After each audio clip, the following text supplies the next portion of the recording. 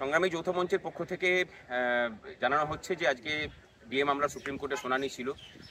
সেখানে কতদিন যেমন 50% রিলিজ করতে বলেছিলেন, রাজ্যের আইনজীবী বললেন যে সেটা একটা ক্যাটাস্ট্রফি হবে রাজ্যের ক্ষেত্রে, যেটা সম্পূর্ণরূপে ভুল।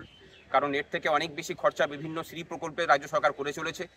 যাই হোক, তারা মিথ্যা বলেছেন, কিন্তু জাজরা বলেছেন তখন যে 25% আপাতত রিলিজ করুন, যতদিন না এর শুনানি হচ্ছে ততদিন দিয়ে যেতে হবে, এরপরে বাকিটা ডিসিশন হবে, এবং জুলাই মাসে শুনানির দিন রেখেছেন।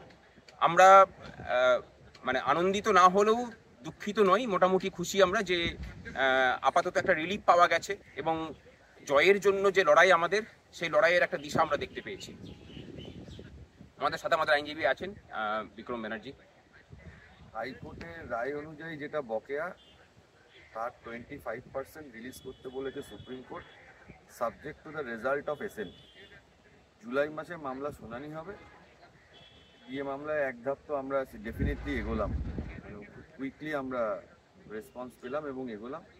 আগামী দিনে যাতে পুরোটা নিয়ে লড়াই করা যায় এবং আইনি অধিকার যেটা কর্মচারীদের সেটা প্রতিষ্ঠা হয়, সেই লক্ষ্যে আমাদের লড়াই করতে হবে।